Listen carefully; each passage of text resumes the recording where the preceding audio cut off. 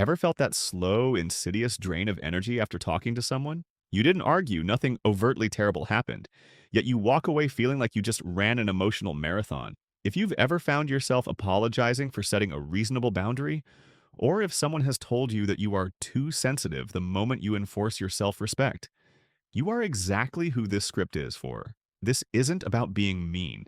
It's about being strategic with your most precious, non-renewable resource, your peace. The world doesn't just take advantage of kind people, it preys on people who are afraid to enforce their value. You see, a manipulator doesn't need to force you to comply. They just need you to be afraid of the consequence of saying, no, you're not being kind. You're being emotionally mugged with a smile, and your silent compliance is the permission slip you're handing out. The Greek philosopher Epictetus once wrote, "No man is free who is not master of himself." We are ditching the doormat role today. We're activating the anti-doormat protocol. I'm giving you 5 clear red flags to spot and the exact high-status comeback you need to shut down the manipulation instantly and protect your freedom. 1. The backhanded upgrade compliment, the status jab. This is the classic venom-laced praise. "Wow, I can't believe you pulled that off. I thought for sure you'd fail." Or, "That outfit actually looks good on you. What changed? It must be nice to finally try." The psychology. This isn't praise, it's a calculated status correction. The manipulator attempts to elevate their own standing by first establishing that your default state is low or that your success is an anomaly. They create a debt of gratitude. You should feel thankful they even noticed your temporary competence. When you call them out, they immediately deploy their defensive grenade. "Relax, it's just a joke. You're so sensitive." The deeper trap. Every time you laugh this off, you train yourself to swallow micro-abuses for the sake of social comfort. That peace you're buying is fake, and the toll it takes on your self-worth is catastrophic. The fix and the comeback. You look them dead in the eye without emotion, and you respond, "I don't find that funny," and I don't respond to disguised criticism. Say what you mean, or don't say anything at all. Do not flinch, do not smile.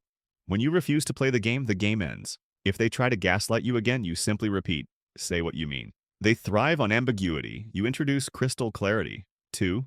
The emotional hostage taker, the guilt tripper. These are the masters of emotional blackmail. You try to set a simple boundary, say, "You need a quiet weekend," or "You can't help with their weekly emergency," and they immediately respond with theatrical victimhood. "Wow, I guess I'm not important anymore." Or, "Glad to know I'm so forgettable when I actually needed a real friend." The psychology. This behavior is about control through induced guilt. They have realized they cannot force you to comply, so they leverage your natural human desire to be seen as a caring, decent person. They are attempting to make your no feel heavier than their request. They want you to trade your peace for their temporary approval.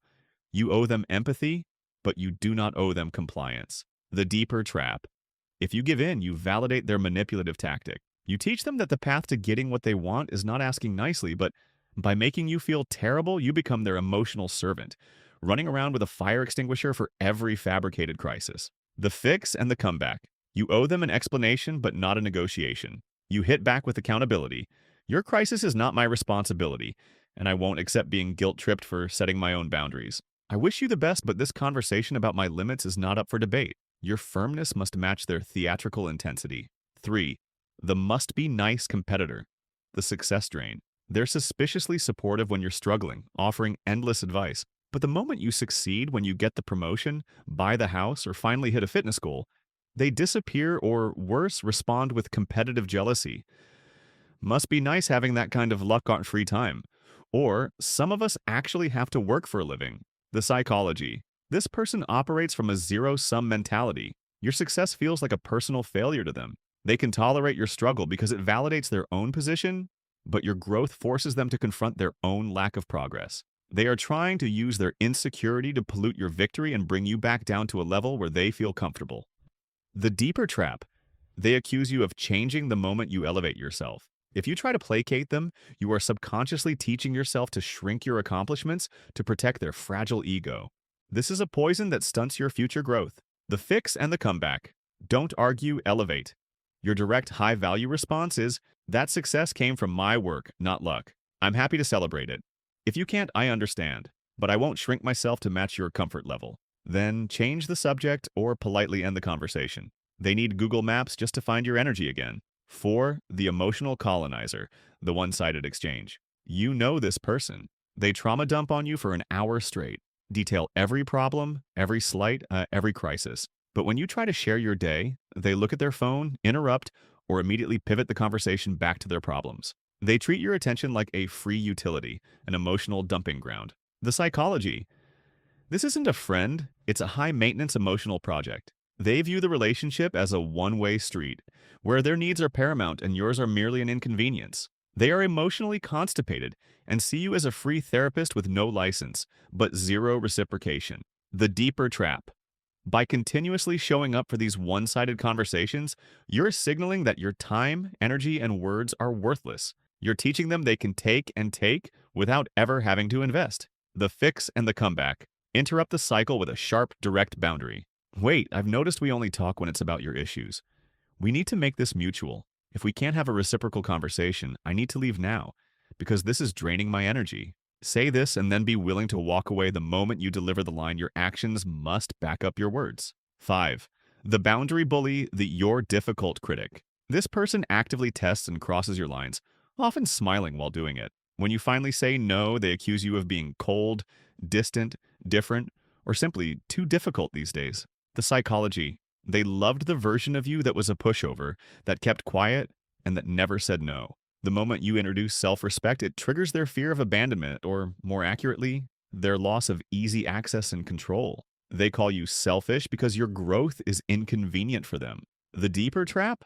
They attempt to use shame to force you back into compliance. They want you to feel guilty about prioritizing your own well-being over their entitled needs.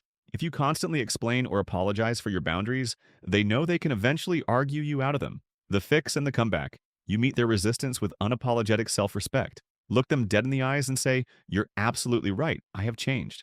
I'm no longer sacrificing my peace to make others comfortable. My growth isn't selfish. It's just inconvenient for people who benefited from my lack of it." This is the thesis of your new life. Do not debate it. Recognizing the red flags is the first step. Responding like a high-value individual is the next. You need to stop asking, "How do I fix them?" and start asking, "How do I protect me?" One master the silent exit. Closure is a scam. You don't owe everyone a 12-slide PowerPoint presentation explaining why you cut them off. The moment you decide someone is a net negative in your life, you don't need a final confrontation. You simply disappear. Most people don't want closure. They want access. A final chance to manipulate or guilt trip you back into being useful. Your peace should not be up for discussion. Let the relationship die naturally from a lack of oxygen supplied by you. 2. Stop trying to be the savior. You are not a professional therapist, a life coach, or a deity with a healing touch. Stop trying to fix broken adults. People who enjoy being broken or who gain validation from their perpetual victimhood will resist every attempt you make to help them. You fix broken phones, not broken people who are comfortable with their chaos. Focus your energy on those who are genuinely ready for growth, starting with yourself. 3. Set boundaries. Like a bouncer, your time, your energy, and your peace are VIP passes, not public property. When you set a boundary, don't negotiate like a confused intern. Be blunt, be clear, be done. The moment someone oversteps a boundary, the consequence must be immediate and consistent. If you say you'll distance yourself, you must distance yourself. Consistency is how you train people to respect you. 4. Internalize this truth. You are the prize. Every time you tolerate disrespect, you send a signal that you're desperate for company, that you're a clearance rack item. You are not. You are a damn luxury. You are unique, valuable, and your energy is sacred. Luxury does not chase. It waits to be earned. The next time someone makes you question your worth, your strongest flex isn't a sharp comeback.